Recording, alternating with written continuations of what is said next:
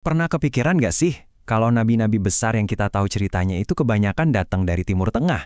Terus gimana dong nasib miliaran orang lain di seluruh penjuru dunia yang mungkin nggak pernah dengar pesan mereka? Nah, hari ini kita bakal menyelami pertanyaan besar ini. Sebuah pertanyaan tentang keadilan dan rahmat Tuhan lewat sebuah argumen teologis yang menarik banget.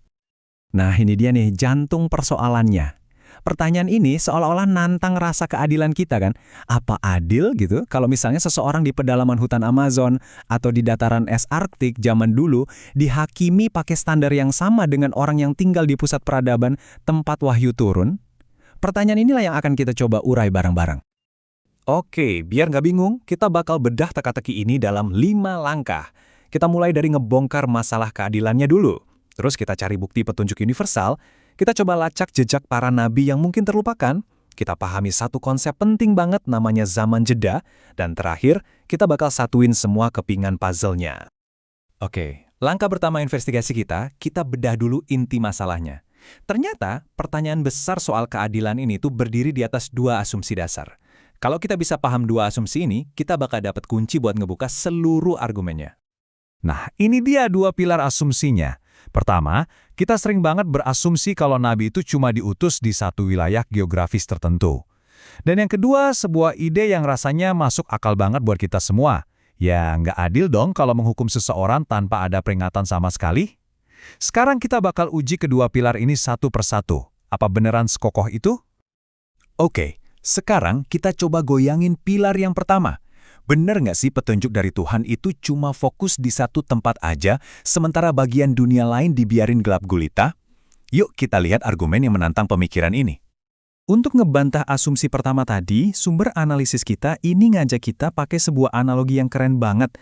Coba deh, bayangin alam semesta ini kayak sebuah istana yang luar biasa megah dan indah. Analogi ini ada 3 tahap. Pertama, ada istana megah, yaitu alam semesta kita. Kedua, kita semua ini adalah penonton di dalamnya. Kita kagum, tapi sekaligus bingung. Nah, ini poin kuncinya di tahap ketiga. Bukankah logis banget kalau sang arsitek istana ini menunjuk seorang pemandu, seorang nabi, untuk ngejelasin apa sih makna di balik semua ini? Kalau nggak ada pemandu, Mahagarya ini jadi kayak nggak ada gunanya kan? Dan ternyata, analogi yang logis banget tadi itu bukan cuma karangan loh, ada dasarnya dari teks sucinya sendiri. Coba perhatiin deh kata-katanya. Pada tiap-tiap umat. Ini bukan pernyataan yang terbatas secara geografis, tapi sebuah janji universal yang mencakup semua bangsa di sepanjang sejarah. Dan skala bimbingan ini, wah luar biasa masif. Ada tradisi yang menyebutkan angka yang fantastis, 124.000 nabi. Coba deh bayangin, nama-nama yang kita hafal paling cuma 25. Itu cuma puncak gunung es yang kecil banget. Ini nunjukin betapa luasnya rahmat petunjuk itu disebar. Terus, pertanyaannya kan, kalau sebanyak itu, kok kita nggak pernah dengar cerita mereka semua? Jawabannya ada di sini, di ayat ini. Al-Quran sendiri yang bilang kalau nggak semua kisah Nabi itu diceritakan. Jadi, nggak adanya cerita bukan berarti nabinya nggak ada. Keheningan ini justru bagian dari skenarionya. Nah, ini jadi bikin kita mikir lagi, kalau emang nabi ada begitu banyak dan di mana-mana, jejak mereka sekarang ada di mana? Kenapa kayaknya sejarah itu bungkam soal mereka? Jawabannya ada di konsep yang sebenarnya kita semua tahu, kerusakan pesan. Ini mirip banget kayak main bisik berantai.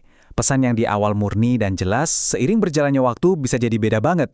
Lewat generasi ke generasi, lewat terjemahan, lewat interpretasi budaya, pesan aslinya bisa terkikis sampai hampir nggak bisa dikenali lagi.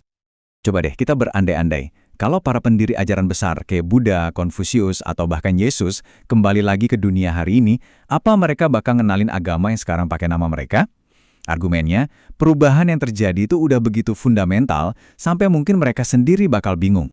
Tapi, ya meskipun pesan aslinya udah banyak berubah, ternyata sisa-sisa gemanya tuh masih ada loh. Para antropolog tuh nemuin benang merah yang aneh, yang nyambungin banyak budaya yang bahkan nggak pernah ketemu. Contohnya, banyak suku primitif yang kalau lagi kena bencana besar, tiba-tiba mereka berdoa ke satu Tuhan langit yang maha tinggi. Atau gestur mengangkat tangan waktu berdoa, itu ternyata ada di mana-mana. Ini semua kebetulan aja atau sisa-sisa dari satu sumber yang sama. Nah, kalau mau bukti yang lebih konkret lagi, coba kita lihat penelitian Dr. Mustafa Mahmud kedua suku terpencil di Afrika. Apa yang beliau temukan ini benar-benar menantang semua stereotip kita tentang keyakinan masyarakat primitif. Coba lihat deh, teologi mereka ini canggih banget. Suku Maf-Maf percaya sama satu Tuhan namanya Muche. Dia Esa, dia tidak dilahirkan dan tidak melahirkan. Kalimat ini kedengeran familiar banget kan? Ini seperti gema dari surah Al-Ikhlas. Suku Neyam-Neyam juga punya konsep Tuhan yang maha kuasa. Pertanyaan besarnya, gimana caranya suku-suku terisolasi ini bisa sampai ke pemahaman monoteisme yang semurni ini? Sesuatu yang bahkan diperdebatkan filsuf-filsuf hebat selama berabad-abad. Oke, sampai sini kita udah lihat argumen kalau Nabi itu diutus kemana-mana, tapi pesannya bisa rusak. Nah, ini ngebalikin kita lagi ke pilar asumsi yang kedua tadi kan? Terus, gimana nasibnya orang-orang yang hidup di zaman ketika pesannya itu udah kabur atau bahkan hilang sama sekali? Untuk menjawab itu ada satu konsep teologis yang krusial banget. Namanya Fetret Devri atau zaman jeda. Ini bukan cuma soal periode waktu ya, tapi lebih ke sebuah kondisi, sebuah kekosongan di mana sebuah masyarakat itu udah nggak punya akses yang jelas ke petunjuk ilahi, karena pesan Nabi sebelumnya udah hilang. Dan konsep zaman jeda ini landasannya kuat banget, yaitu prinsip keadilan ilahi yang dinyatakan di ayat ini, kami tidak akan mengazab sebelum kami mengutus seorang rasul. Dengan kata lain, nggak ada hukuman tanpa ada peringatan yang jelas. Ini adalah jaminan keadilan langsung dari Tuhan. Tentu aja, soal seberapa jelas peringatan itu harus ada, para ulama sendiri ada perdebatan menarik loh. Di satu sisi ada mazhab Maturidi yang berargumen, lihat aja alam semesta, akal manusia itu udah cukup buat nyimpulin kalau Tuhan itu ada, jadi nggak ada alasan.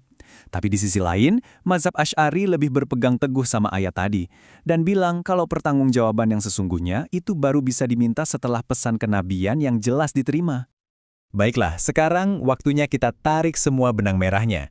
Kita punya argumen soal petunjuk yang universal, dan kita juga punya argumen soal keadilan buat mereka yang nggak mendengar.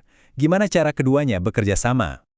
Jawabannya ternyata ada di dua sisi dari koin ilah yang sama. Di satu sisi, ada rahmat, memastikan nggak ada satupun bangsa yang dilupakan atau dibiarkan tanpa petunjuk. Dan di sisi lainnya, ada keadilan, memastikan mereka yang lahir di zaman jeda nggak akan dimintai pertanggungjawaban atas pesan yang emang nggak pernah sampai ke mereka. Jadi, kesimpulannya apa nih dari obrolan kita? Pertama, petunjuk itu sifatnya universal, nggak ada negeri yang ditinggalkan. Kedua, kenapa buktinya sedikit? Ya karena kerusakan pesan seiring waktu. Ketiga, zaman jeda itu jadi semacam jaring pengaman keadilan ilahi.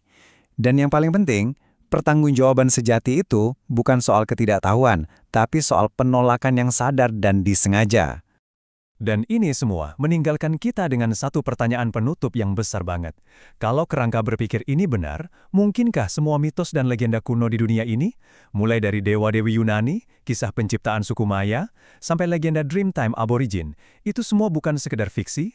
Mungkinkah itu semua adalah gema yang sudah terdistorsi dari satu kebenaran ilahi yang sama yang pernah dibisikkan kepada setiap bangsa? Sebuah pemikiran untuk kita renungkan bersama.